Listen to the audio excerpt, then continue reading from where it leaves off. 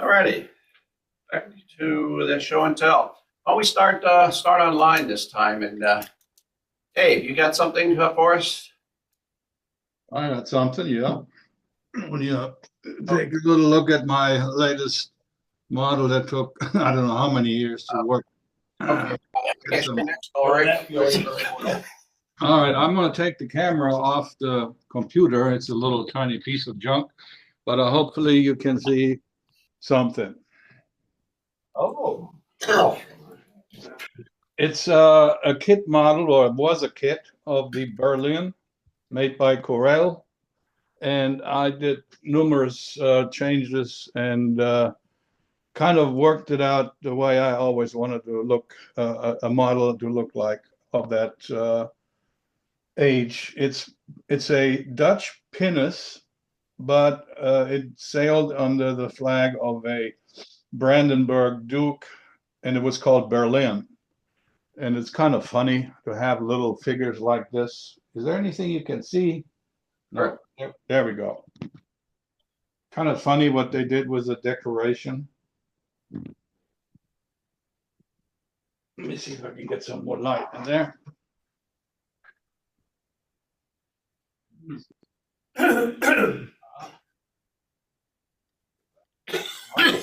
Ulrich, you should consider coming to the show. Coming to the I will. I'm working on a case for it right now. I just don't know if it fits in the car. It's pretty large, 36-inch wide. Most of the parts in wood I have purchased separately because the kit that I have had nothing in it but a crooked midsection and false keel and so forth. And the wood that was supplied was mahogany, which I threw away or discarded, and I purchased walnut for the planking.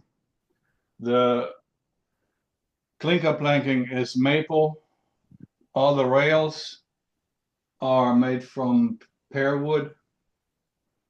And so on it goes. Mostly walnut, basswood for the deck planking, and crow's nests.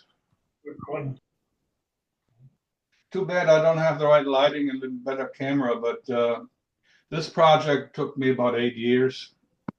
And I spent a lot of money purchasing different things like all the blocks, the rigging line, and the decorations. All that was purchased separately because it wasn't in the kit that I bought online. So you know what this means. Spending money is part of the fun. What? Spending money is part of the fun. Yeah, right. Yeah. So I'm sorry I can't show you any better pictures of it, but if you want to take a better look at it, I will be at the show this next couple of weeks. You step back with it a little. I'm sorry? Move your camera back. Okay. More of the, there you go now. I'll center the picture and get an overall view of it. Wow, gorgeous. Wait a minute. I'm holding There you go. right off a little bit. Must have been drinking too much coffee. Sometimes when you do this, the image is reversed of what he's looking No, at. I'm having a problem with that all the time. All right, very good, Ulrich. I like All right. So next couple of weeks from now, I have it at the show if I don't break it first. All right, we'll see you then. Joshua, you got anything for us? I'm sorry? Yeah, I do. Give me 1 second here. I'll call it up.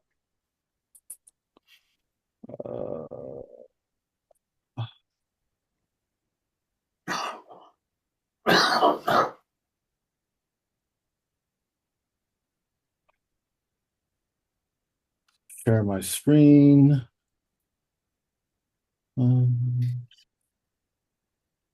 Screen 2. All right. Can you see my screen, Vanguard? There you go. Yeah.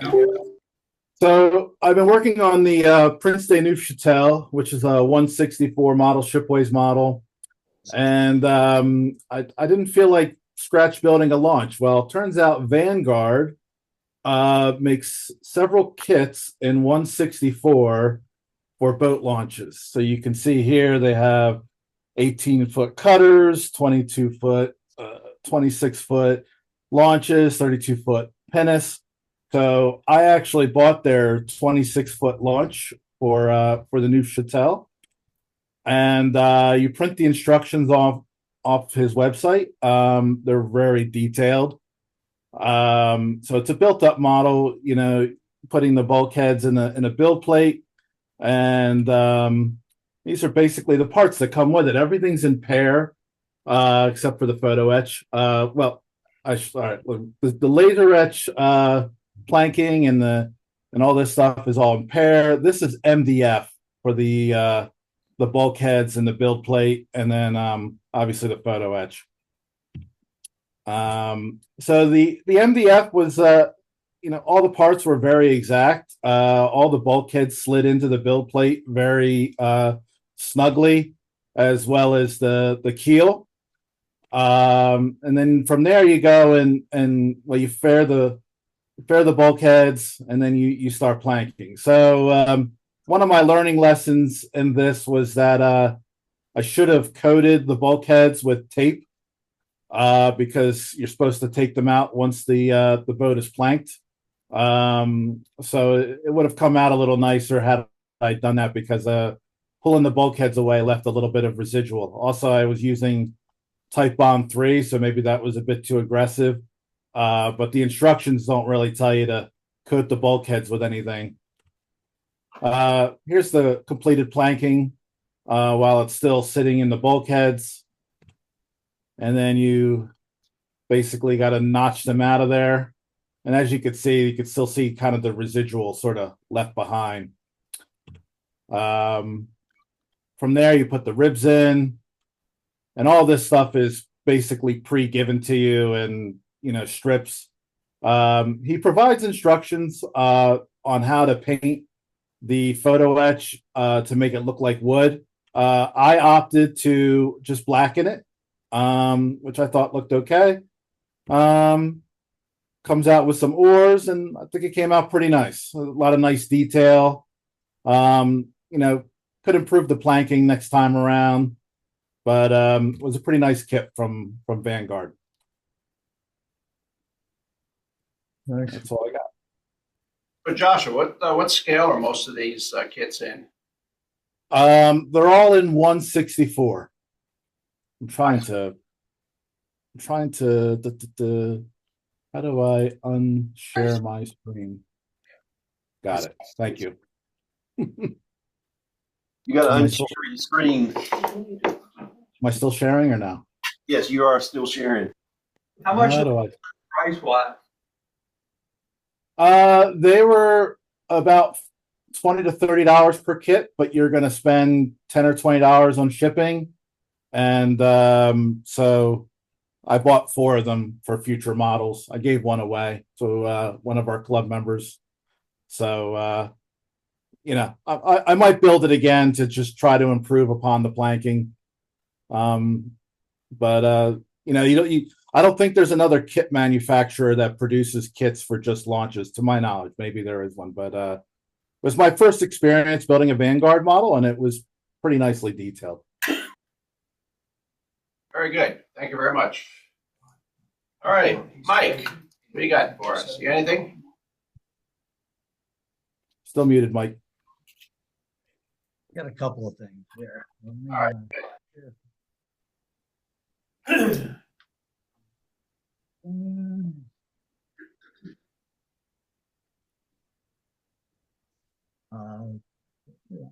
You want it?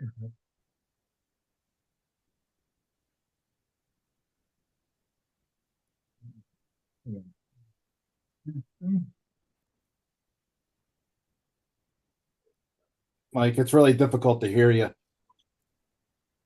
You seeing the screen? Yes. We are seeing the screen, but we can barely hear you. Okay, I don't know how to change that, but I'll just speak up really loud. That's So, better. Go ahead. This is why I haven't been ship modeling, as I've been building out my workshop. I did get a shed like delivered, unlike Greg built, and that's where all the garden stuff went. But built a workbench and everything's on wheels, so I can get the cars in the garage still. Satisfying. Back in front and the side of the work set. I love these hulky casters. You press up on the lever and the legs drop down onto the ground so it doesn't move around, and you push the black lever back down and the cart rolls very easily. Miter saw and planer station. Router table was actually repurposed from when I used to work on cars. That was a workbench. That's why the big steel hoist sitting there. The table saw is what I have now. Eventually I want to have a real shop table saw, but built a cart for it to roll out. And then what you guys might be interested in is the model power tools, which I think the sander and maybe the scroll saw and definitely the drill presser from the previous auctions. The Dremel table saws from the 1970s. That's my original model tool. And even though it smells like ozone when I run it, I just can't get rid of it. And then what it looks like when it's ready for cars to go in there every night. And as long as I'm not working on a big furniture project, it's good to go. So stop sharing. Stop sharing. You working on any projects now? You got a Well, bonus? Francis said I was cramming like I was in at a final today. Because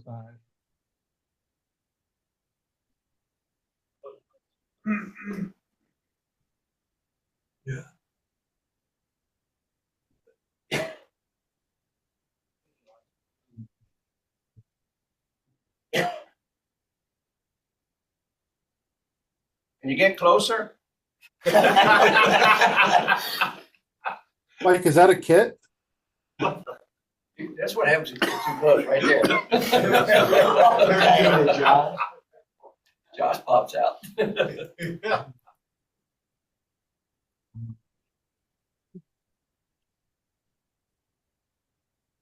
All right, so what are we looking at here? Ike, you there? He's not muted, but there's no sound. Oh dear. That's nice. Work on your sound, Mike. Yeah. Gunboat. Man, it looks like he's froze up. Yeah. nah, I haven't froze up. I'm looking for the volume adjustment. Okay. Oh, we can hear you now. Yeah, you're good now. Yeah, I guess. But so longboat is. I made took a piece of. God, I figure out how to move the camera. Took a piece of scrap plywood and I got some fabric at Joann's and made a little display for it. I was thinking about trying water. Maybe I will someday, but for now, it gives me a nice contrast to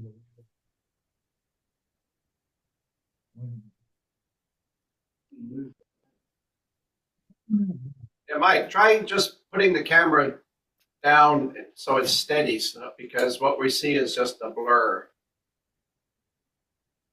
There you go. Just let the camera just focus on it and leave it alone. And that is the model shipways kit. Yes. Mike is. Oh, we got his thumb over the mic. So, yeah, a suggestion for the future, if you can, take still pictures ahead of time and just share still pictures. That will work better. I didn't do that this time, so do what I say, not what I do.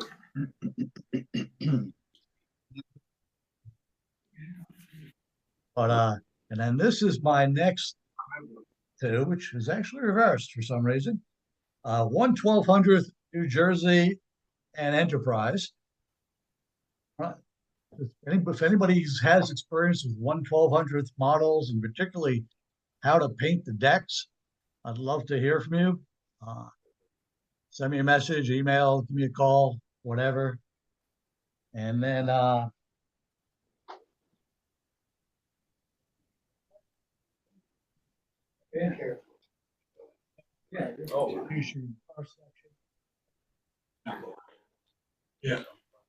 righty. Very good, Mike. At we're gonna- the model shop, Okay. Delaware home, and she's laid above my desk next to my workstation. And after the Constitution, the repair jobs, then I'm going to go on to rigger, which I've decided I don't really like doing rigging. So at some point, I may have to shift to World War II ships that have a lot less rigging. But for now, I love the tall ships. Great. Well, thank you, Mike. That's it. All right, Tom, have you anything for us today? Sorry, no, I do not. I'm in Wisconsin, just watching all the good work everyone else is doing. So, but I did finish my first ship and I'll bring it in next month. All right, very good. All right, Tom, are you there still? You leave? All right, how about, yeah, I don't see him. Kurt, how about you? Have you got anything for us today?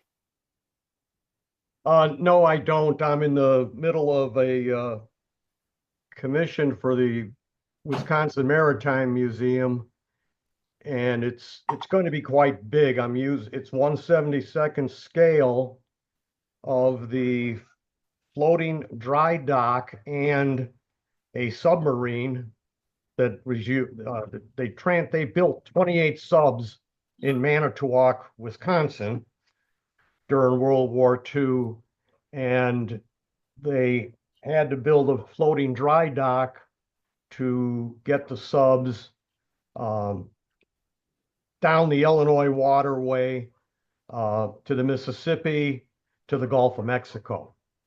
And I'm building them a model of the sub using the Revell Gato class sub, which is basically they climbed that 1/72nd Revell sub. It's a good copy of the Gato class sub they have there, the Cobia. The Cobia was not built in Manitowoc, but it's the same class that they did build. So I've built them a Cobia prior to this, full model. And this will be as transported down to the Gulf with none of the guns on it, none of the deck railings, and everything above the bridge level of the conning tower is disassembled and lashed to the deck for bridge clearance. And in order to get that to the Gulf through Chicago, they wound up having to ballast the dry dock down quite a bit in order to clear two of the bridges. They had to take from what they had basically figured they could get through everything else. And they had to very carefully adjust it, use two subs, one tugging on it and the other one in off the stern, given resistance so that it didn't porpoise when starting to tow it. The actual submarine is going to dry dock this fall in September, and they were looking to have something new and decided to do this to show people actually how they were delivered. And it's spread all over my shop. It's it's the dry dock itself will be 50 some inches long, and I'm working on it in 2 sections right now. And I'm doing up the all the formers and such for the walls of the dry dock. And then I'll be taking some photographs, and I'll have them in the newsletter. And I don't remember who I send it to there, but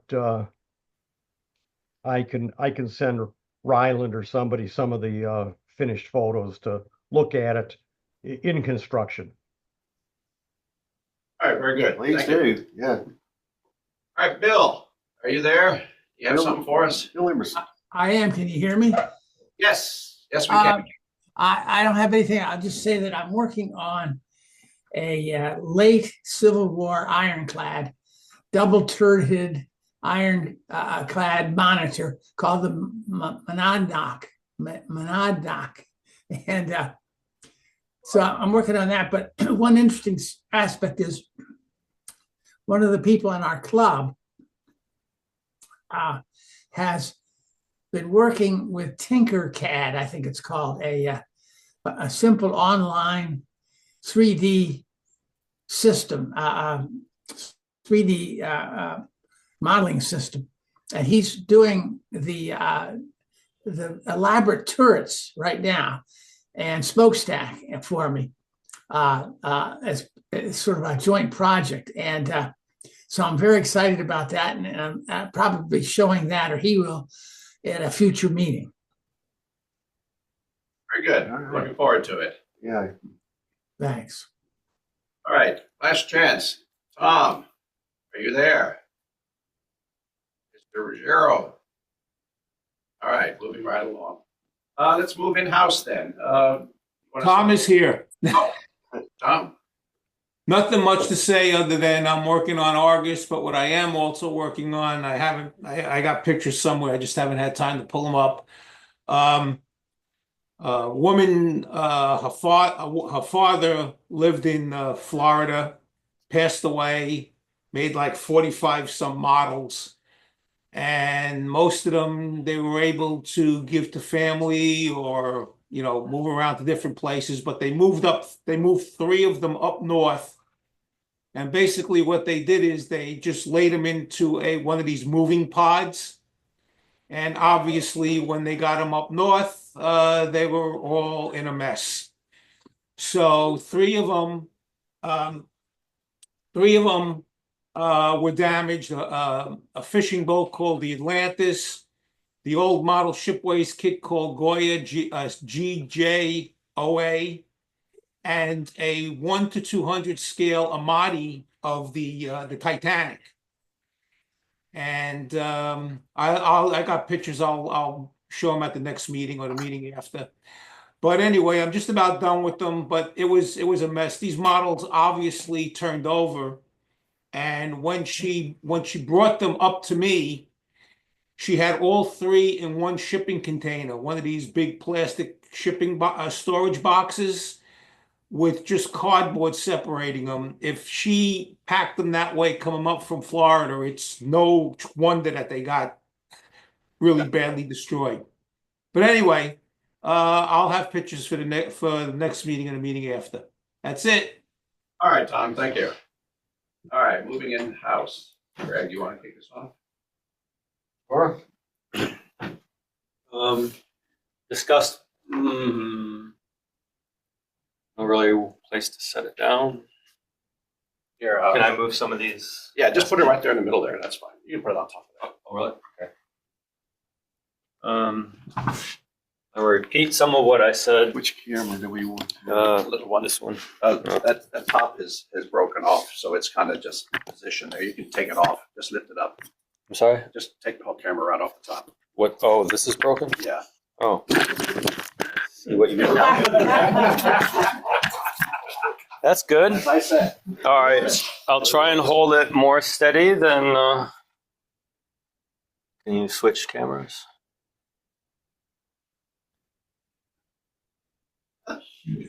got it pointed at you. That's the wrong camera. It's There you go. all right. Camera broke. What did I say? All right. So I showed this last month, and the only thing that's changed is one more strake on either side. So I won't spend a lot of time on it. I'll repeat a little bit of what I said, but I'll be brief. I talked about how asymmetry stands out really badly, and I had to adjust the planks at each end. It came out pretty well. The glue and sawdust technique works pretty well. It's pretty hard to tell that it's even there. It blends in really nicely. So it was frustrating. I said I was frustrated because I didn't understand how it happened. I didn't learn anything from it, but at least it looks okay. Plus, it's going to get painted.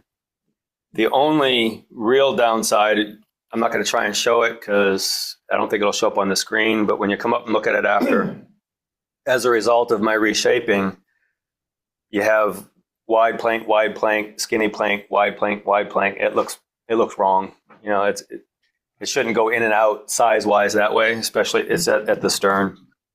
But it is what it is. And then a few days ago, I noticed,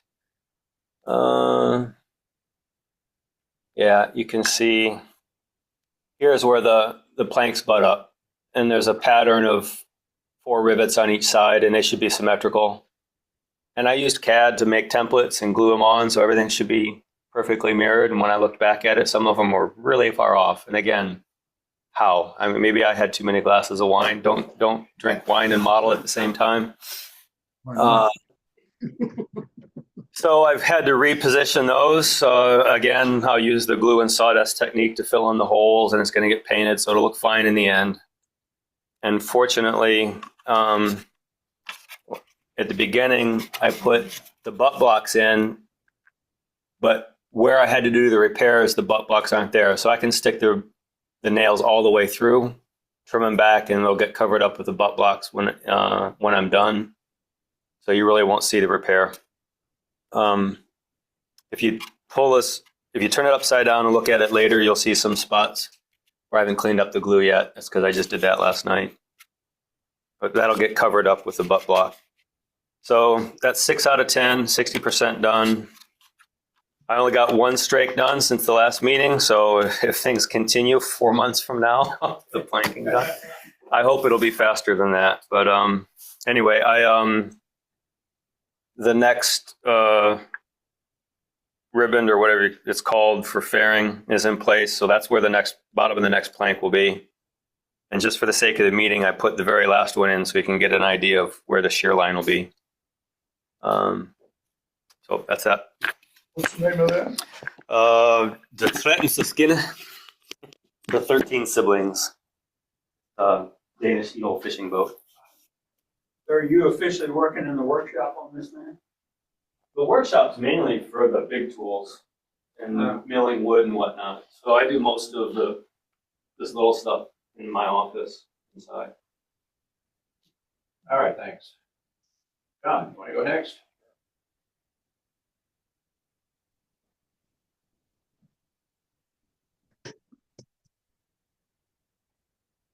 Selling cart. Now, same problem as. Okay, you may want to sit it on the table and. Well, I do, but I'm looking. I can move mine out of the way. I shift this. It's already been shown. So. Okay, yeah, shift it over here. No, just Okay. And camera. There's the little camera right there. Broken one. Behind the Liberty. Behind Liberty. This dude Laying right there on the ground. right Yeah, there. that one. You got it. Okay, I actually have 2 things. The first thing is probably 3 or 4 meetings ago, somebody asked the question, what is the best plastic solvent to use on plastic models, obviously. And since that point in time and today, I have a new answer. And I'll show you the bottle up close after we're done. You got your thumb over the lens or? Well, that's because it's secret. There we go. How's that? Nice chest. My shirt. Half of it is black. View of your nose. How's Well- cameras work, John? Yes, I do. That's why I avoid using them There you go. like that. Okay. I'll be happy to show you the bottle close up and you can take notes. It's by MiG Ammo, but this stuff sets up in about 2 to 3 seconds for plastic, and it's very thin, so it tunnels right into cracks and things, and it is, once it bonds up, it's there. So Is it a CA? no, it's like a standard, like Tamiya ultralight. It's like that. Like an acetone, maybe? I don't know what it is. I don't care. It works. It's called red magma. So it kind of melts together really well. I'll show it to you afterwards. Okay, what I've got. Where are we here? Let's get down Loretta here. Here, I'll tell you what, John. Why don't you talk? You talking? That's excellent. This is something that is unusual enough that when I saw it for sale, I bought it. It's this is 1/3 of the model, and it's all just laid together because I haven't finished everything that needs to happen. But it's an ABSD-1. That's an advanced base dry dock section, and this was a key to our Pacific strategy in World War II. Somebody thought ahead and said, you know, without any bases in the forward area like the Philippines and Guam, we need something where we can put a big ship, like a battleship, out of the water if we had to do hull work. That's what this baby is. And I just thought I'd bring it up and show people if you're interested. And it took me by surprise, but I have a plan for it. And you'll see it evolve over the next few years. Any question? Who manufactured it? TACOM. TAKOM.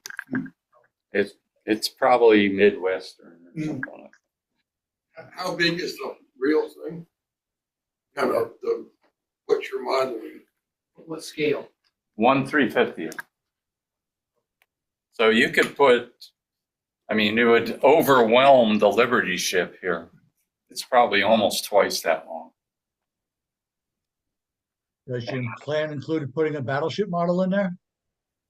I will not divulge mine. All will be revealed. See, I mean, it's very simple in concept, and where I lived, we had one of these close by, so I could look at it. But I don't think they ever put the Hornet in one of those, did they? they didn't. They didn't have time. It got sunk too quickly. But there were other battleships like North Carolina, among others. But All right, there very you go. good. That's all I got. All right, thanks, John. All right, And that Mr. glue Cheevers, is you want awesome. to be next? Yeah.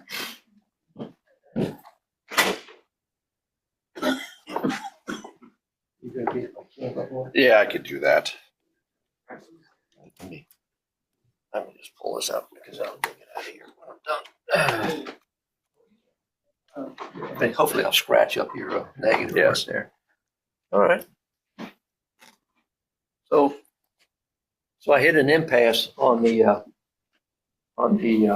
lighthouse tender, one of those mental spots that I have to get through. I'm ready to rig it, and I'm kind of like to get started. So I went back to working on the revenue cutter here, and I spent a little time. You come up to over here. A little time working on some of the what do they call it? The edge pieces of the decks. Gives them some depth and character and whatnot. So, and then also it's now got a spot to rest so it doesn't fly all over the place in the taco stand. But the other thing was, and this is coming on the heels of Dave Chelmo last month showing his dory model that he put together. I don't know how long it was, but this boat carried 2 dories. And so I needed 2 dories. And the way I like to do it is, let me come over here, is I usually make a building block that I can build it on, similar to what Greg has over there for his model. And so I found a plan for a dory, sized it according to whatever I forget the length of the dories. They were 15 foot, something like that on this boat. And laid it all out. And since I needed two, of course, this is the way to do it. And then you build them upside down. Don't get on there. Build them upside down, and then build the second one. And then when you got them off, you start putting the rub strakes, the seat clamp, and frames and stuff like that in the model. And then that's the bottom one, and then this is the top one. This thing fell out. Turn it upside down. And the top one has the seats in it. So anyway, that's the only thing left to add to these two is the covering, the edge board, and the thole pins, and then I'll have two dories. And as you can see, they stack fairly nicely. So that was my last month's project. So Very good. I'm done. Question from the online here. How do you keep when you back down? How do you keep them from sticking to the mold? Well, let's put the camera back on this guy. All right. This mold has nothing on it. There's no wax. There's no release agent. There's nothing. The way I built it was I made two bottom pieces and two tombstones, and then and this was before I knocked off these corners, wherever the glue joints were going to be. I knocked off the corners, and I made the first glue joint, and I pinned them in place, and then I started on the planks, and I worked from the bottom up since it's clinker. You can see that it's clinker. Turn this thing. There you go, like that. And when I was gluing them, the only glue that was on there was right along the seam, and where it connected to. Well, when I did the second side, when it would connect to the forward end of the plank, or it connected to the tombstone back here in the stern. Very light lines of glue, and then and because I knocked the corners off, I have to kind of see where I knocked these corners off or not. Yeah, you can kind of see it that way. Knock the corners off that mold, glue doesn't get to this. Now, when I build the two ship's boats for, sorry about that, for the lighthouse tender, they're built a little different, and I did wax those molds, those building blocks. They're waxed so that the glue won't stick. And it's just original Titebond. I don't do anything fancy. Did you have to hold it until it's set up, or are you able to clamp it somehow? Oh, good question.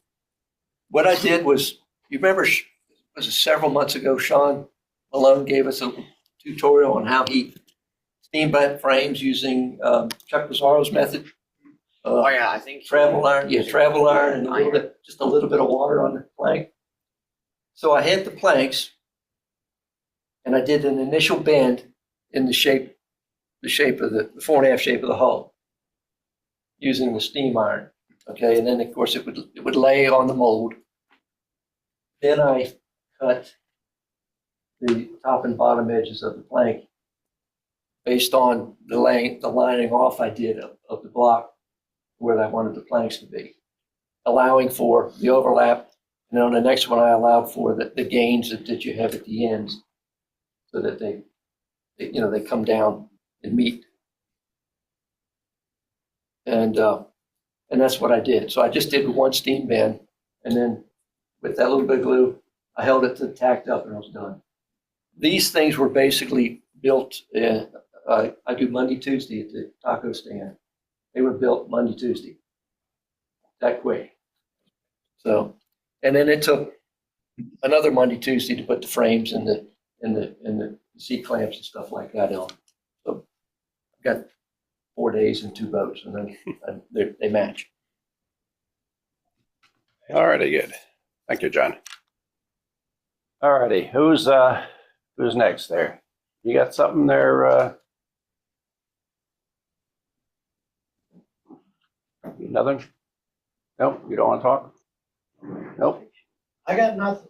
You got nothing. All right, moving around the table then. Yes. Yep, come on up. You're gonna talk about your birds. Birds and the bees. Birds, crap, and bees too.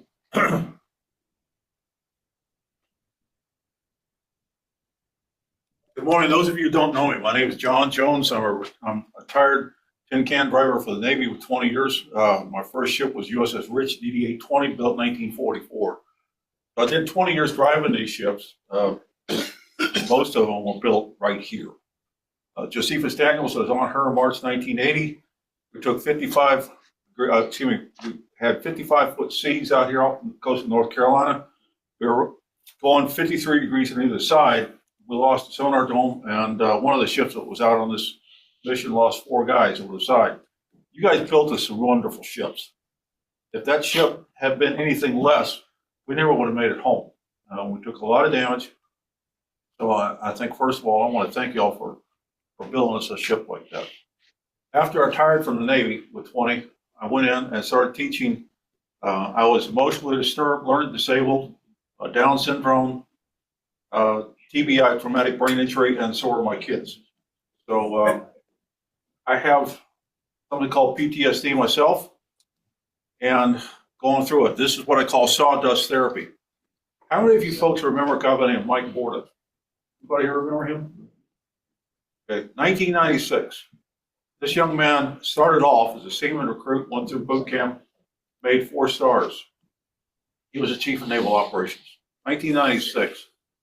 There was he had some issues, problems, and he ended it with a 45 to his head and killed himself. I've lost 2 very close friends to suicide over the past couple of years. They're both veterans, one of which was a chief master sergeant.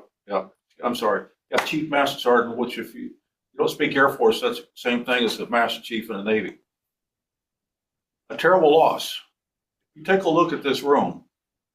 We are losing this many veterans every single day. 17 to 22 are the average. If you do the math, it's about 7,000 veterans that commit suicide every year. And the really hard thing for this crowd is, folks, they're about our age. They say that most of the suicides are 50 and above. At that point, these folks are losing family members. Their health is declining. In the case of the chief master sergeant, who was my friend, knew he was his life would be coming to an end, had dementia, and he didn't want to burden his wife with caring for him or changing diapers. He just could not handle it. So his wife went out shopping, and unknown to her, he had a 45 there in his den. She came back, and he was still sitting in a chair, but he had ended everything. We don't have to put up with this. There are ways that we can deal with it. I did spend 25 years dealing with emotionally disturbed kids and kids who needed help. One of the things that I learned was that they needed something they could hold on to. They could rub it, they could hold it as we're dealing with it. And that's where a lot of the tension went out. The birds I have now, if I could have someone help me, please. I want to pass these around. I'd like you to just grab some, sir, if you would. I'd like you to feel these. I want you to turn them over.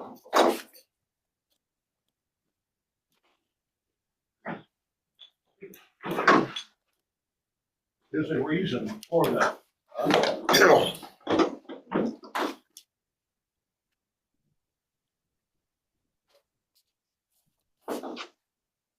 These are made of cherry wood. They're hand carved. Just the 1st of November, the past year, I made 340 of them by hand. And I'm looking for help with it, to be honest with you. They're not that hard to make. I tried to talk to some guys in the wood crafters down in Norfolk. are used to building tables and counters and all kinds of things. But they're not really used to carving. They're not used to something like this. So I'd like to show just for a minute how this is made, and it's really not that hard. First of all, take a piece of wood, cherry wood. I have a template here. I use a scroll saw, cut the top, the bottom off, and I draw a line in the center here so that you can kind of see where you're going when you're carving. From here,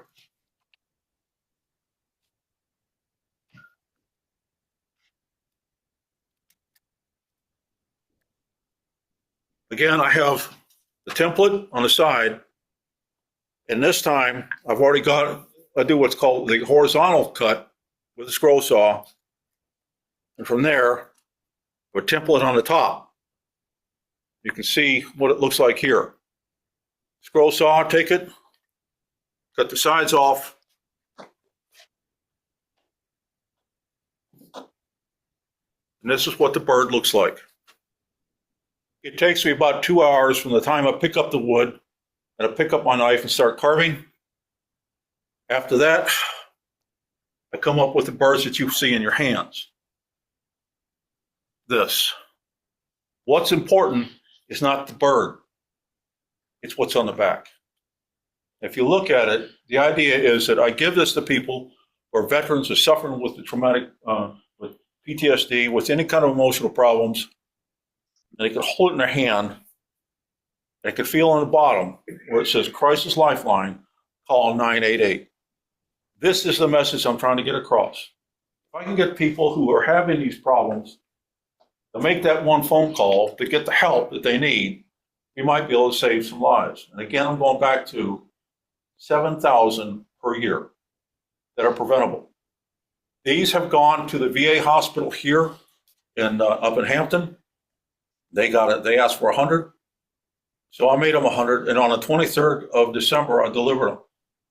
If you go back, when you go home, if you'd like to take a look at this a little bit closer, on the 29th of November, Channel 3 WTKR videotaped me at Woodcraft down in Chesapeake, in Chanif, while I was doing this thing, and kind of told the story of what we're trying to accomplish.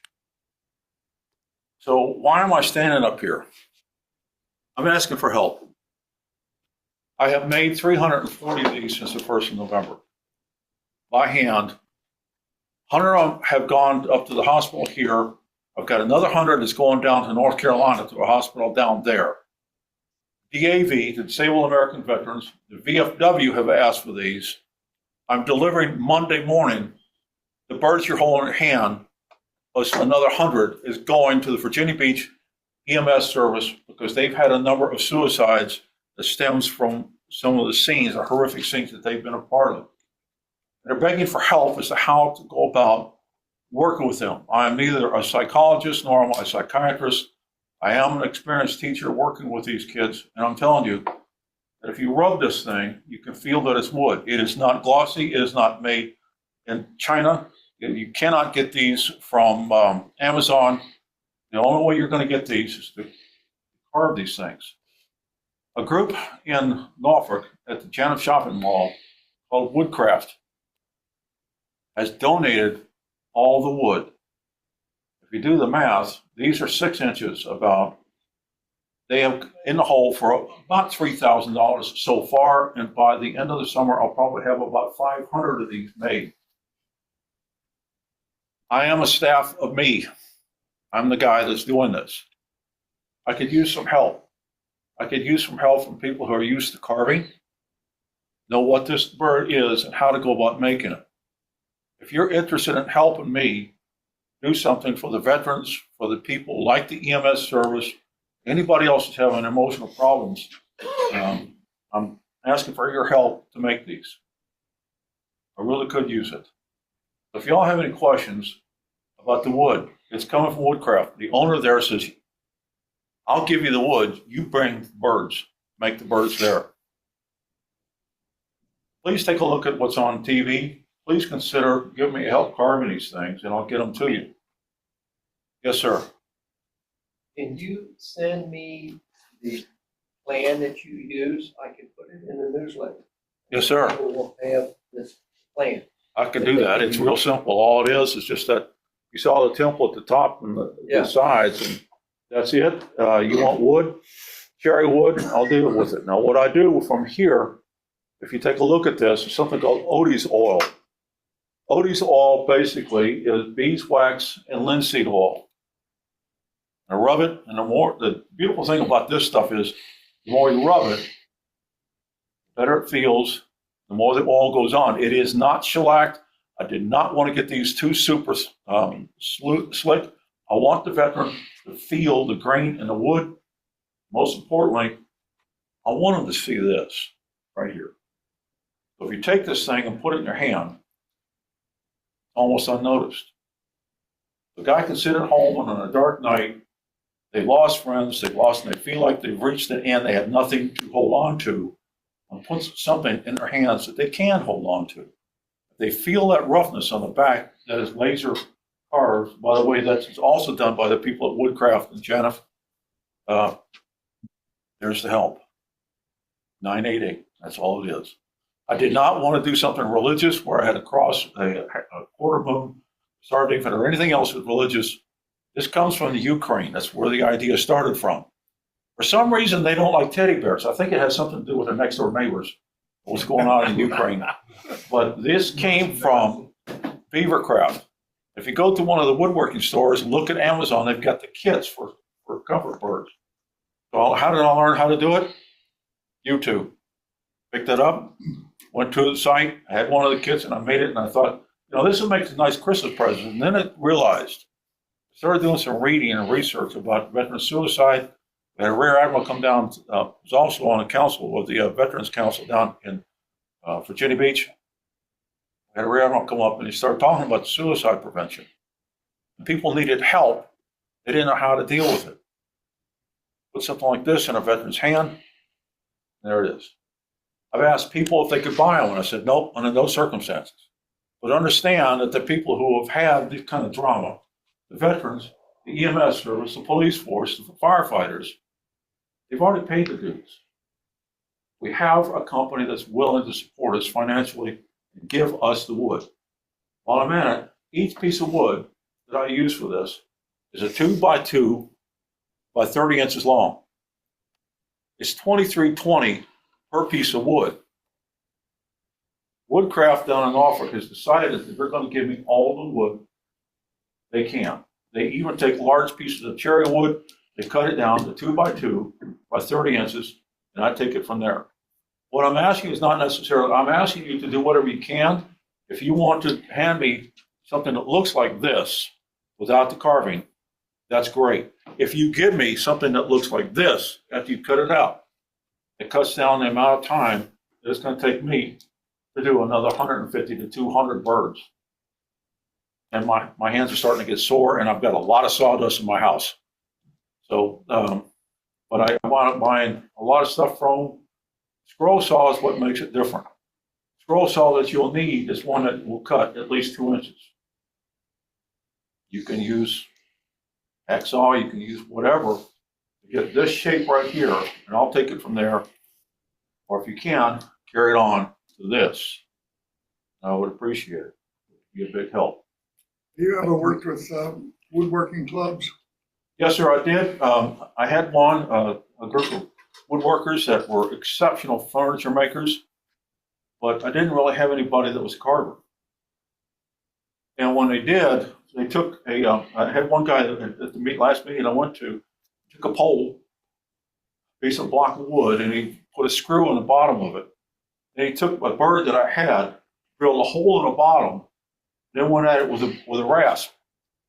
Now these guys are expert woodcrafters. They are not carvers.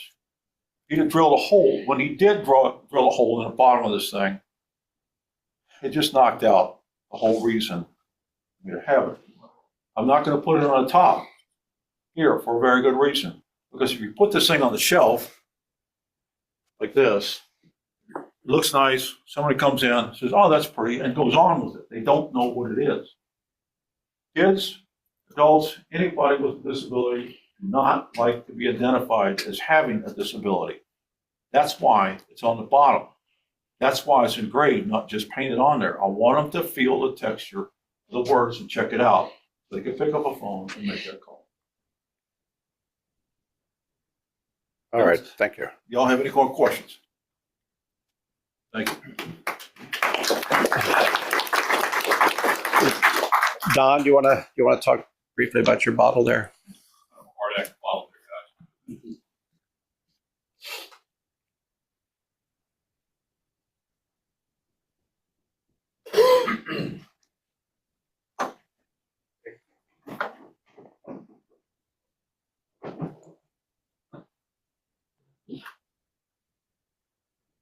Please come on up. If you don't want to feel them, I'll pass them around. Just when you're done with them, we'll go to break. Put them up there on a shelf, please, and I'll pack them. These are going to Virginia Beach EMS Monday morning.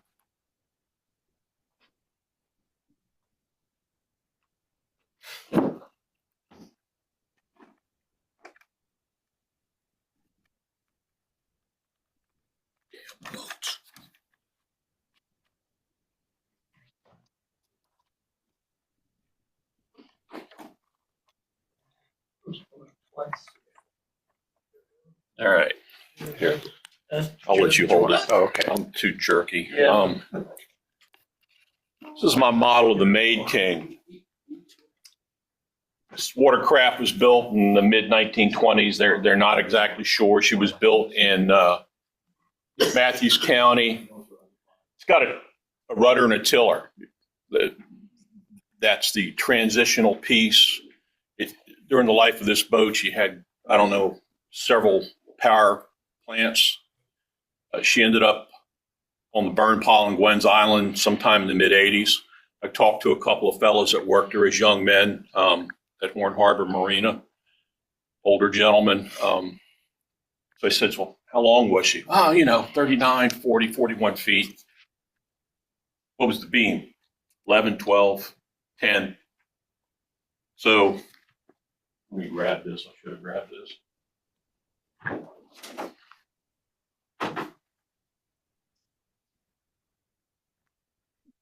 This is the inspiration for the model. And I'm kind of taking proportions off everything and guesstimating and interpolating a lot of stuff. But she's a pile driver. She was used in the pounded industry. All right, so you go out 20, 30 feet of water and you'll drive your pile, you rig your nets and the fish swim into it.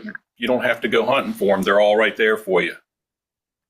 When you're done driving the piles, the pile rig comes off. You go out there and you pull the fish up, scoop them up, and they, you fill the boat up. Now there's a power plant, you can go back to the boat, that sits in front of the motor box.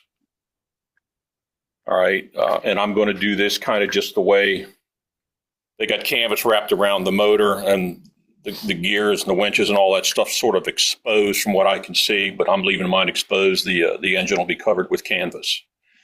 They'll keep extra line and gear up front. This thing clamps onto the boat, and I'm sure the boat's kind of not seaworthy anyhow, but she's out in the smooth water. But again, and the name was Maid King, and I said, so, I asked one of the guys, well, what do you know about the name? Because that's what was on the boat when I got there. So yeah, it's been fun. And I do have a bone to pick with DuPont. The bottom paint was supposed to be a satin finish and it's gloss. So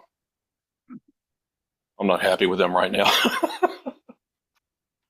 The rigging the pile driver, all kinds of pieces, and collar to hold everything in place. And stuff was cobbled together at the end of the season. It took down, and the guys said they'd tear it up and use it for other stuff and then rebuild stuff. Put it all back together. Boats themselves are very quickly built and cheaply built. Yep. But anyhow, that's what I got. All right, thanks, Don. All right. All right, who else in the back? Craig, did you have something you wanted to show? Or? I didn't bring anything. I have these glasses that any of you guys can try on and play with. They're similar to what a dentist is going to use for the feet. I've just asked my dentist to let me try theirs out while I was there one time. For me, they're far superior to any of the jeweler's glasses. They're much lighter, you can turn your head much easier, and they don't focus until you're about 15 to 18 inches away from your work, which means you've got plenty of room between your work and your tooling, right? Paintbrushes and drills and stuff like that. So, All right, very I'm good. sitting here in this case, and I'll just set them on the table and invite myself. That'll help. All right, thanks. Who's got the Liberty ship up here? John. Okay, it's a Liberty ship. It is the Jeremiah O'Brien. I bought the model actually from one of the auctions we had in the last year or two. Historically, I'm sure most of you know most of the history of these, but there are like 2,700 of them produced during the Second World War. The basic generic Liberty ship was classified as an EC2 SC1 class freighter. The E was an emergency, C for cargo, 2 indicated overall length between 400 and 450 feet, and the S identified the ships as single screw steam powered, and a C1 referred to the design number. Now, only 2 of these Liberty ships still in existence, and I think the other one is the Brown, if I'm not mistaken. John Brown. Yeah. John Brown, and that is in where, Texas? Baltimore. Okay. Still doing shows with that, as I understand it, twice a year. So Still doing shows twice a year. Take cruises on. most of you know that these were welded and not riveted designs, and there was a certain rigidity to those. There were some issues in the beginning. Riveted. I'm sorry? The Brown's riveted. Well, the Brown is riveted. Yeah, she's riveted and welded, but yeah. Oh, I didn't know that. Okay. This one, as far as I know, was all welded. She was laid down in South Portland, Maine in May of 43, and she was commissioned June of 43, so 56 days to complete her. Wow. She took place, or she took part in the Normandy invasion and made 11 round trips from Southampton to Omaha and Utah beaches between June and September 44. She had 3 more voyages after that. The last one that she had was in 46, and it included 9 Australian War brides, which is good news. She was in 77. She was listed on the National Register as an historic object. But what was really neat about this one is that in 79, she was brought back to steaming, and she actually participated in the 50th anniversary of the D-Day, the only one of the invasion armada to make it.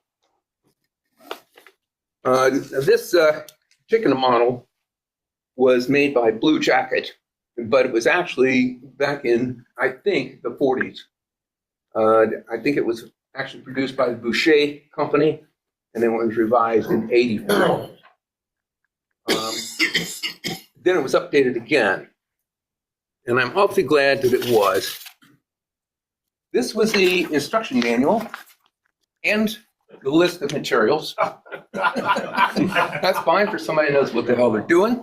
Just make it look like this. That's right. Easy instruction. And then the drawings here, and as I'm saying, I'm not certain exactly when this was produced. I do know that the box that it came in was pretty weathered, and a lot of the wood was dried out pretty well. But I took one look at the drawings and decided 2 things. First of all, I needed an update set of instructions and drawings, so I bought those from Blue Jacket. I'm sorry? Who did that plan? This one? That was Blue Jacket? Yes, this was Blue Jacket. And this one is actually in South Norwalk, Connecticut. This drawing. The actual designer was SWS, 1946. I don't know who that would have been. So the updated plans were an awful lot easier to follow, obviously. And Blue Jacket's always so cooperative. They'll work with you to get anything that you actually need. I thought that the model was a really, really good bargain because I bought it for $35 and they're listed for about $400 right now. The thing of it is, that's before I decided to update it. If you look, I went ahead and installed all the guns and armament on it that were added later. So the 20 millimeter, 40 millimeter cannons. Also, there is a 3-inch gun and a 5-inch gun on here. It's pretty heavily armored, actually. I was kind of surprised at how much armor there was. The other modification that I made on it was that if you look at the rails in the new model, those are all brass, okay? And they're all edged brass. And the original rails here were produced with turned brass pedestals, double drilled. And so what I decided to do was expand on that and follow the initial instructions with the spacing of the individual turned brass pillars, and then added them everywhere where they needed rails. So I think it is. The stanchions were brass. I'm sorry? The stanchions were brass. Yes, they But were. the rail was. No, the stanchions were brass. The rail that I put on here were just string, okay? They're just thread. But the models they're producing now are all edged brass, so it doesn't have the detail. So it took quite a bit more time because they were supposed to be spaced, I think, around a 1/4 inch, according to the original drawings. But unfortunately, there were only like 60 pedestals or so, or pillars that were included. So again, Blue Jacket came through and I was able to purchase additional ones. So I think they added a lot of authenticity to it. Yeah, you can see here, right here. The scale, is that 1/16? This is 1/16, yes. That's super tight. Yeah. Yeah. So the rigging wasn't too difficult. The most difficult part was trying to figure out what the hell they were talking about on the rigging drawings. But once I understood that, it came along pretty well. That's it. All right, thank you. Good, good. All right, who's next? We got the speedboat here.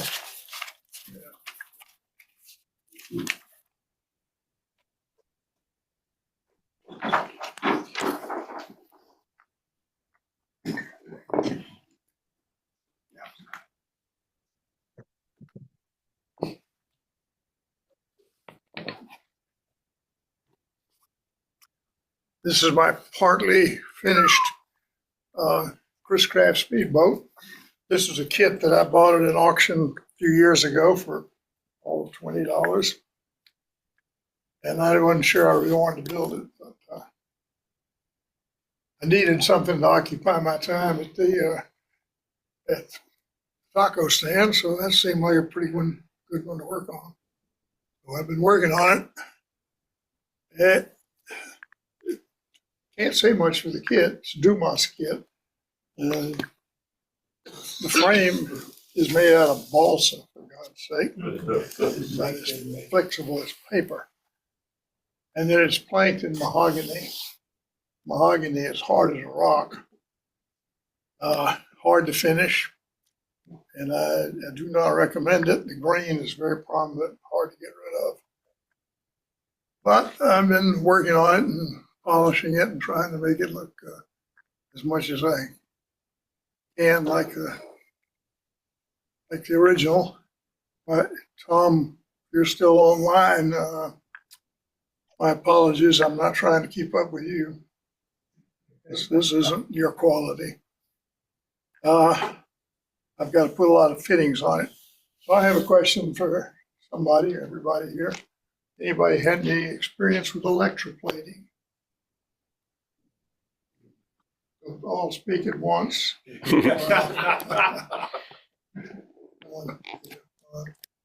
can only electroplate base materials. Electroplate what? Brass or copper. You can't.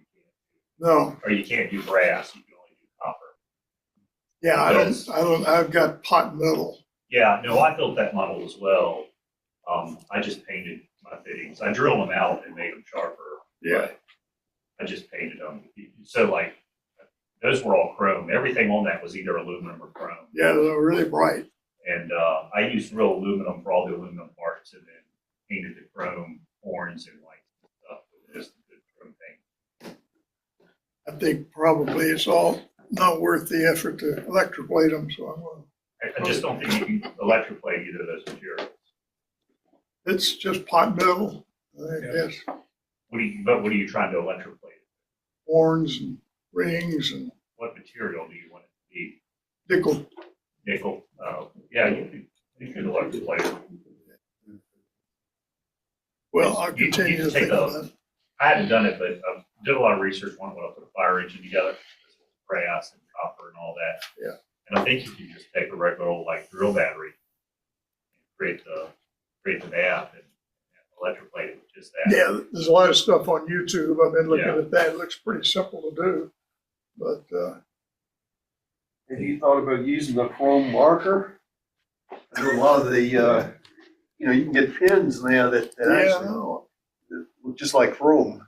well, There's a lot of guys that do that, where they do the gloss black background, and then they'll spray the metallizer paint over top of it. Yeah. And you get a real good finish with that too. Okay.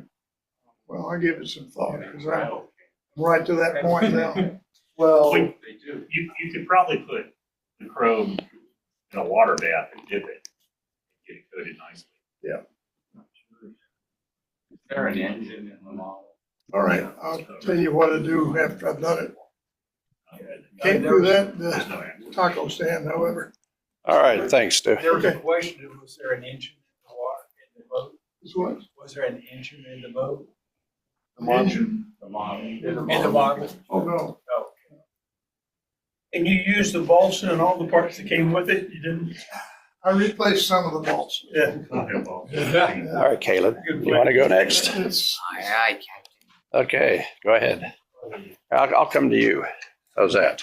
why don't you start with your steam engine there?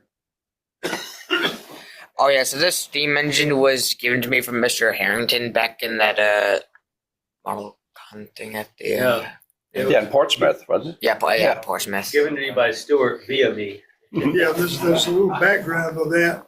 That's been here before. Some of you may remember it because it was a kit that I bought in the auction here for $1 and put it together and put it in the taco stand and said you could give it away. I didn't mean you would give it away to a member. Well, that's because we didn't get any visitors at that show. All right, you're on. Next, here's my other model. So far, I've gotten the second half of the bowsprit. I re-glued it. I had to dismantle the entire thing. As you can see, it's still kind of bendable. I plan on gluing it in the next future meetings. And then so far, I'm still trying my best to find out like where the heck we put these strings on, making it look like a mess of spaghetti.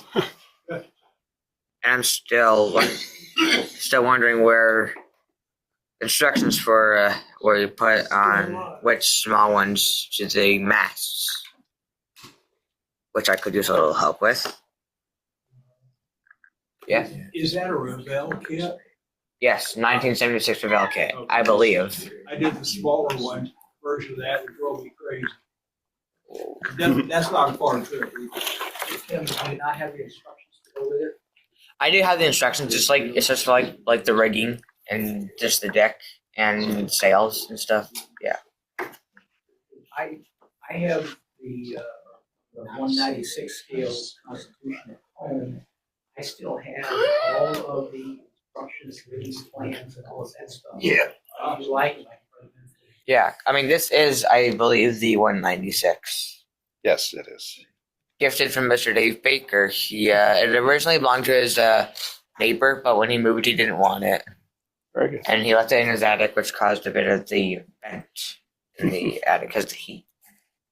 Next, so far, I got a little help from Mr. Ron with the keel of the 18th century English longboat. We worked on it in the other taco stand a month ago. And we continue to plan on what else to do. And the person who gave me this model wanted me to finish this in a month. I did not. So far, I have done the sanding a little, which I could use some more help with. I'm not sure if it's supposed to be like that thick. Yeah, you could probably thin it down a little bit. Yeah. I mean, and the model plans are still in here, but it's mostly just the rigging plans. Very good. Well, you're certainly keeping busy at it. I think this model and the English longboat are so far the top two that I plan on continuing making at the meetings, which I could use a little help with planking because planking is a little hard for me. Oh, you're pretty clever. You could figure it out. Because I tried because when I tried the Swift, and let me tell you, it looks like a busted can of biscuits. Like it was like it's done for. Like I tried planking the Swift, it did not do good. Oh well, you'll learn. That's how you learn. Process. And one more thing before I end here. So for those of you who've been giving me a lot of ship models lately, since you guys have been giving me free ship models, well, I have something for you. For those of you who want this is a head magnifier. It's got a lens, like you can look more closely at the details if you ever need help. Yes. It kind of wears on this. And it's even also got like a little flashlight here, which you can also move around. And for those of you who want it, just let me know and I can give it to you. You don't have any use for that? No. His eyes are still good. So for those of you who want this, just let me know and I can give it to you. All right, thank you. What do you got there, Stu? Well, this is his. I just Oh, looked okay. at the box. Oh, okay. For Okay. those of you who may have seen these, the copyright's 1954. Oh, for that kid? This, Yeah. yeah. And this was the same model, the same box, the same company, the first model I ever made. Wow. Jump on, dude. All righty. Who's is this yours? Yeah. I'll be quick. Okay. Yeah, we are running a little long. You got your. Yeah, it's in there. This is just an update on the continuing evolution of the Dean's Marine kit that I'm making for radio control. I had to do all the engineering before I could make it look pretty. I had to, there's the engine, the drive shaft, and the rudder control. I had to make, I think, 3 or 4 separate, had to fabricate 3 or 4 separate motor mounts. Quite time consuming, but eventually rewarding. Then I was able to work on the superstructure. And it's evolving very slowly, but it's evolving. All right. Oh, and this Dean Marine, I got it. I forgot I got it about 9 years ago. Got it about 9 years ago in England, visiting the factory where these are produced in central part of England. It's called Dean's Marine. It's an interesting company. And the ship is actually what? It's a trawler that was built in World War II for the British military. Then after the war ended in 1945, it was sold to some people who converted it into a fishing boat. And it's still active, up to my knowledge, it's still active between Britain and Iceland with fishing. It's a trawler. Very seaworthy boat. Stood the test of time. Is there anyone else in the house that needs to speak up before I finish up? If I may, I've already had a couple folks here ask for these birds, if they could take them home because they've got relatives, they've got friends that could use them. Take them. They're made for them. I would ask you to do one thing. Please tell them this is not meant to go on the shelf to collect dust. Please put them in their hands let them have it. I would be honored to do that. I can make more than, I've got 200 blanks at home I'm working from. Takes me about 2 to 3 hours to make each one. I can do this, I can give it to you. I would rather give them to you now, you take home to somebody who needs it, than for that not to happen. I don't want to lose another friend. And I don't think you folks do either. But this can, and I'm not, this does not cure PTSD. I'm gonna tell you right now. Are you ready What it does, it helps them make that first phone call, ask for help. Let me I'm just have the saving, camera just for take a one of the moment birds. before you do that. I'm good with it. Enjoy, I'll make more. Thank you. All right, and let me just finish up real quick.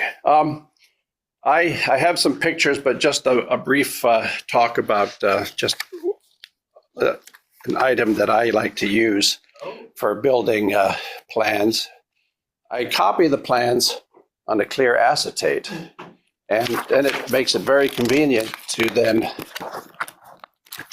layer them so that you can then scan multiple decks at one time. So it's something to try if you've not used that material before. It's the same materials I use to create the artwork for my photo etching and so forth.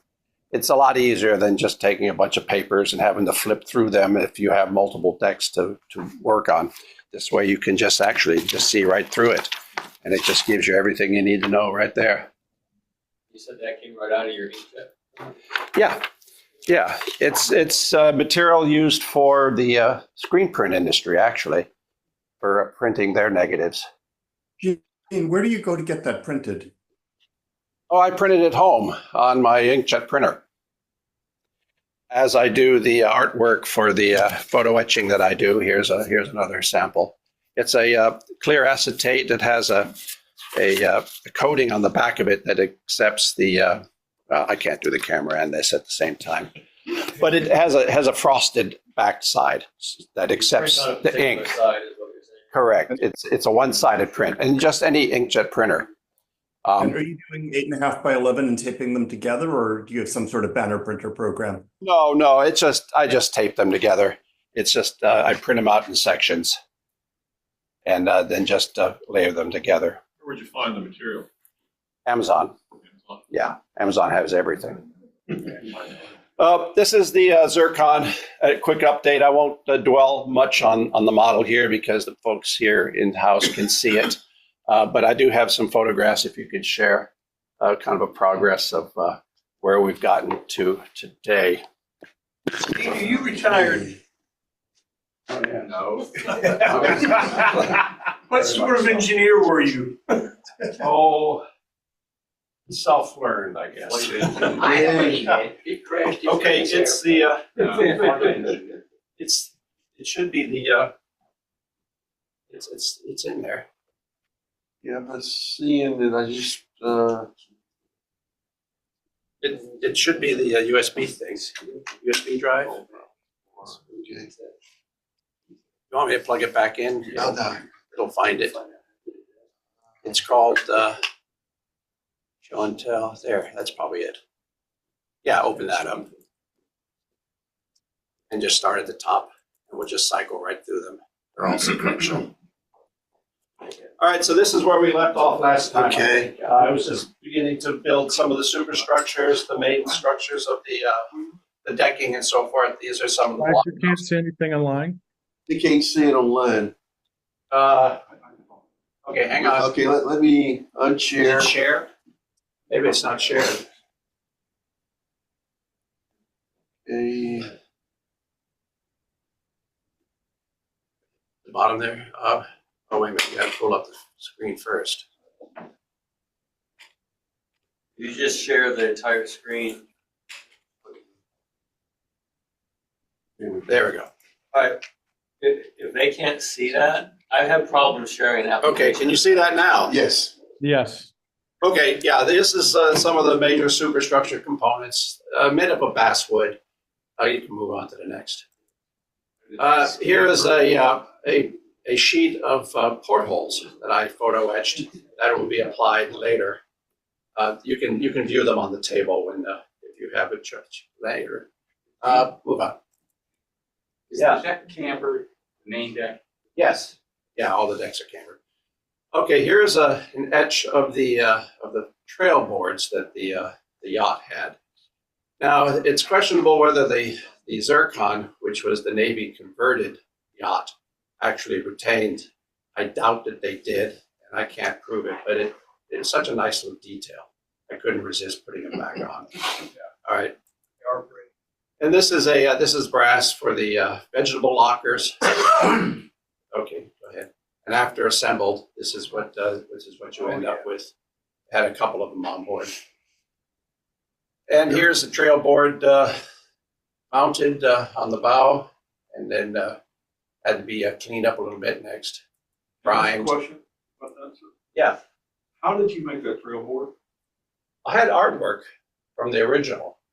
I brought it into Photoshop and basically redrew it, cleaned it up.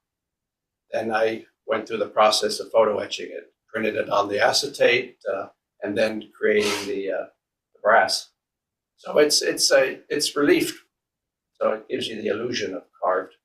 And once painted. I'll talk to you later because I need some help with that. Yeah. Okay. Go ahead. So that's what the trail board, and it comes from the original artwork that I acquired with the plans that I got from Mystic Seaport. And it's a nice little detail. That's why I couldn't resist leaving it on there. I figured that the Navy would paint over it, so that's what I did. Okay. Also, the ship's numbers are also all etched so that they're raised. The ship was a steel hull, so they probably welded the numbers on. Would have going next. And then the stern numbers. Now, an interesting note about the stern numbers, because of the shape of the hull, the numbers had to be skewed next in order to present a similar view when viewed from this side. Okay, next. And of course, the ship's name on the back. Excuse me, Gene, did you create all your own photo etch? Yes, I do all my own photo etching at home. Oh my gosh, All that's magnificent. As you can clearly see here, the numbers are grossly skewed so that the illusion is that they're the same size when viewed. All right, next. And there's the stern. Okay, next. And next. Talking about symmetry, had to make sure that they're all equal, mostly. Then the upper decks, I also built some of the wings in brass because the sections would be kind of sticking out there on their own without any structure to support them. I decided to do them in brass. Okay, next. Next. And moving on to the deck and all the ripping of planks. The decks were wood, but painted. So I wasn't really all that concerned about the details about the caulking and all that stuff because it's all going to be painted over. You're barely going to be able to see the planking as it is. So there's the process continuing. Yeah, piece by piece. All right, next. And here it is, pretty much cleaned up with the portholes installed, primer, and moving on to the next details. The bulwark around the front part of the superstructure. Again in brass because it has no structure to support itself, so I needed something rigid. So I formed it in brass. And next. And the portholes, again, next. And the portholes where they will be positioned, hollowed out the inside so that sunlight can transmit through when I put the glazing in. All right. And there they are in position. Next. Details underneath the overhangs, structural components and so forth that you would see or not see when you get it done. And pretty much as it appears today, short to some window frames and a lot of little details that go on, but the major components are done, painted here in the measure that the boat was painted in. All right, securing the main superstructure down, and then I think that the next slide might be the last. Just another close-up. Since it was a yacht, it had a lot of pretty wood paneled doors. Well, the Navy did away with all of them, put in proper steel doors. And next. View from the deck view. All right. And that's pretty much where we are today, and you can see it live momentarily. And once we finish up, I think that's the last slide. Well, one more. That's the forward 3-inch gun mount. Yeah. And again, the wood grating was brass edged, but I couldn't find any wood grating that was fine enough, so I did it in brass. All right, and little details like the rivets around the bulwarks and stuff. A lot of work to do, but the major components are in place. All right. What was the superstructural? Was it metal or was it? The upper works were the lower level was steel. The upper ones, the bridge and the house in the back, I think, were wood. Yeah. And the some of the bulwarks and the outer sections were also steel. So it was a mix. I mean, it was a private yacht. So it had a lot of mahogany and a lot of woodwork done on the upper works. Are you going to put glass in portholes or metal? Yes. No, I'm going to use. I'll probably use this crystal clear stuff. Ice cream kind of looking stuff, because I kind of boxed myself in the corner. I can't glaze the ports are in place. The other stuff works fine, and when paint it up, it's reasonable. For those who aren't aware, there are 3-section portholes, so that you can either put glass in there or pivot the glass out and put it in a metal plate. Right. Right. Well, you'll notice on the model if you want to take a look at it, a lot of the portholes on the hull themselves were just removed or plated over, welded over. Hence, you see a lot of discs that are there. They were just blanked up. Yeah, question. Perhaps you could, I'd like to request you do a workshop on how to create the acetate plan. Oh, it's easy, but it's not engineering. Yeah. No, I mean, it was okay. Real quick, I had plans already in the computer. I had them scanned. I just printed them out onto the sheet instead of printing them on a piece of paper. I just print them on this acetate sheet. That's all it is, and I just tape them together on a regular printer. On a regular inkjet printer. Yeah. It's just substitute paper for the paper. But it's that's the same way you make decals. You make decals. Yeah, exactly. Okay, got you. Exactly. Now I see. And this gives me the ability to look through it and be able to, to justify, components Does easily. it matter whether you're using an inkjet or a laser printer? Well, this material is designed to use inkjet. You can't use laser because it's hot. It'll melt it, and you'll end up with an ingot. Yes. You can skip the photo etch. Okay, that's all I have. Is anyone else? I know we've run long, and Ron wants to get going here. Yes. Oh, Gene, I've got one question for you. Yes. I think you indicated in an earlier talk that the decals for the rivets that are so wonderful, that those aren't available anymore. Is that still true? Yes, they were Archer decals, and unfortunately they have gone away. I don't know if anyone else has picked up their line. Also, you can get rivets from Micromark. Yes. They have them in 2 different scales. So go to Micromark, and they sell a set of decals for the trained people, both in HO and I think O scale. Yes. Yeah. So there's 2 sources, so you don't have to worry about Archer anymore. Oh, okay, great. I need a heck of a lot of decals. I noticed you must buy them by the thousands. Why, yes, I do. Okay. Anyone else have any questions before we close up the meeting here? Yes, I do.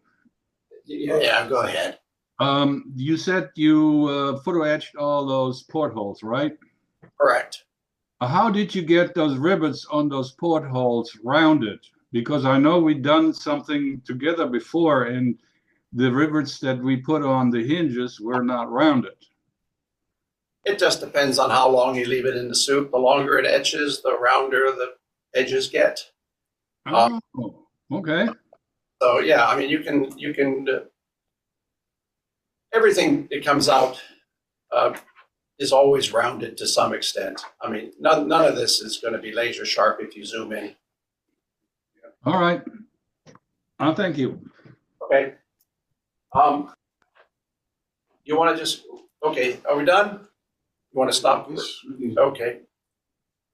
Rather than take our traditional 30-minute break, why don't we just roll into the presentation if that's all right with everybody, unless It's you are out 12 of time. o'clock and the presentation takes an hour.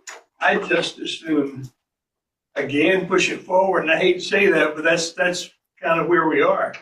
And I would like to, after our business meeting, do the presentation for that particular meeting.